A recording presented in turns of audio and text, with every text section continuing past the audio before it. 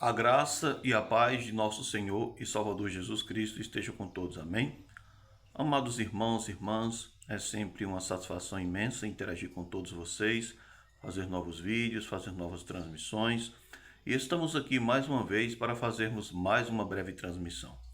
Eu sou o pastor Daniel, estou passando aqui rapidinho para fazer mais um breve vídeo. E aproveitar o momento aqui para mostrar mais uma obra que eu escrevi, certo? Eucaristia, sacramento ou ordenança? Veja, certo? Então, eu escrevi essa obra, né? Está ainda em apostila, mas pretendo futuramente colocar no livro, né? Quando Deus me der condições. Então, essa obra, ela é fantástica para quem quer conhecer a importância da Santa Ceia, né? Ou como é conhecida também, da Ceia do Senhor, Eucaristia, certo? Para quem quer conhecer realmente essa doutrina, desde o início, sua origem, seu desenvolvimento, né? Começando desde o Antigo Testamento com as prefigurações, né?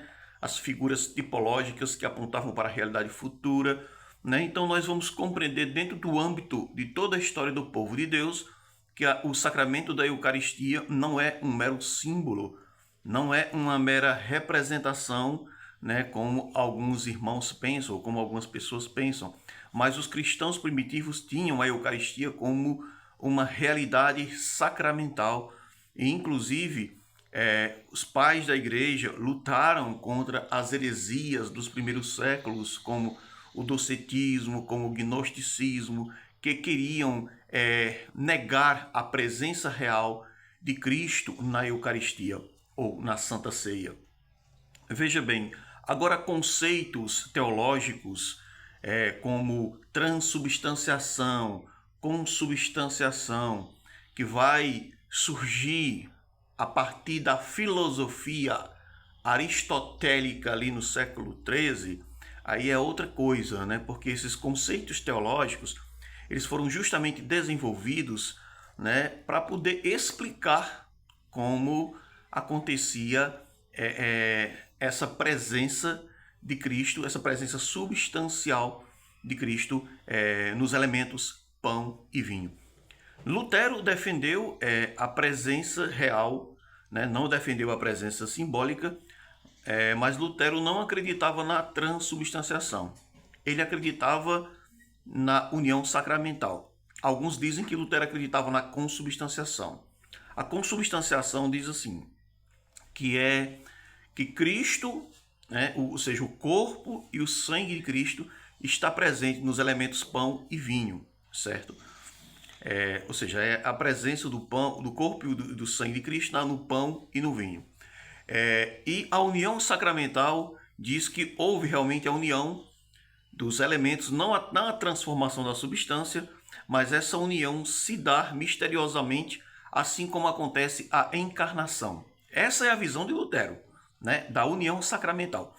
Que assim como o Logos eterno se fez carne e habitou entre nós, Lutero também acreditava, né, que Cristo também se faz presente ali realmente no pão e no vinho, né? Há uma união, certo? Não é apenas um símbolo, a união dos elementos. Corpo e sangue de Cristo com o pão e o vinho, certo? Então, após a bênção, não é mais pão comum. E o interessante, eu vou trabalhar isso nesse livro que eu escrevi, explicar para vocês. No início do cristianismo, nós vemos, por exemplo, já Inácio de Antioquia ali, que foi discípulo direto dos apóstolos, combatendo os hereges docetas, né, e gnósticos, que negavam, né, a realidade de Cristo, a presença real de Cristo na Eucaristia.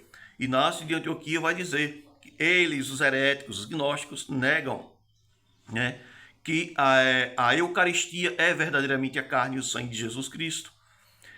E Inácio vai mostrar isso, dizer que a Eucaristia é realmente a carne de Cristo que nasceu da descendência de Davi, certo? E também, por exemplo, nós temos exemplo de Justino Marte, que foi martirizado por volta do ano 165, que diz que após a bênção, o pão não é mais pão comum, mas a carne e o sangue de Jesus Cristo, né? Nós vamos ter também, por exemplo, a defesa do próprio Irineu de Lyon, também contra os heréticos, né, mostrando a presença real de Cristo na Eucaristia. Então, se a gente for falar aqui, eu vou dizer tudo que escrevi no livro, né? Então não adianta falar aqui. É importante que depois, quando eu conseguir colocar o meu material na editora e conseguir produzir o livro, vocês vão estar com esse material nas mãos, porque os livros estarão à venda para que vocês possam comprar e conhecer, certo? Então, mais uma vez, Eucaristia, sacramento ou ordenança.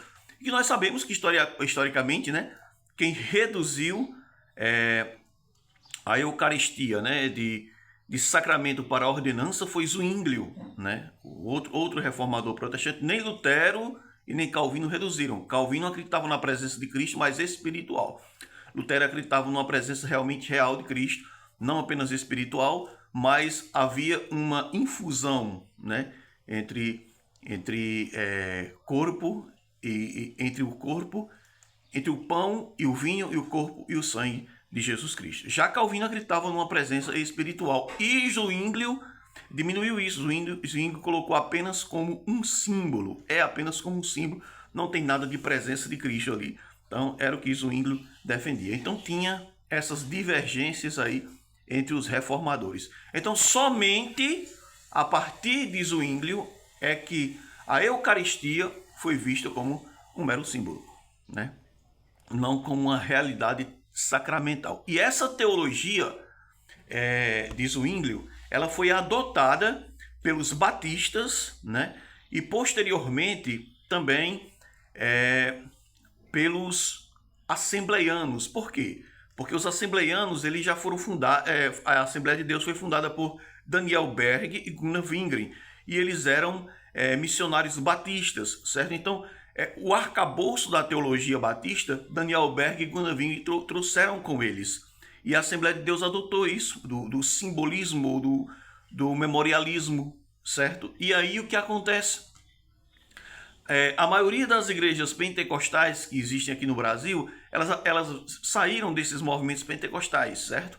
E dos movimentos aí norte-americanos, né? Que trazia justamente esse pensamento, essa diminuição do sentido do sacramento, né? E aí, por isso que a maioria das igrejas, as denominações do evangelicalismo aqui no Brasil, defende a questão do simbolismo. Mas da igreja histórica nunca foi defendido como simbolismo. Desde os pais da igreja até o período da reforma protestante original, tradicional, não existia essa negação do sacramento não, certo? Veio de Zwinglio, que diminuiu esse sentido, e depois adotado por grupos radicais, né? Como os anabatistas, batistas e etc, né? Então, amados irmãos, fica aqui meu esclarecimento, e que Deus possa abençoar a todos, que todos possam crescer sempre mais na graça e no conhecimento de nosso Senhor e Salvador Jesus Cristo.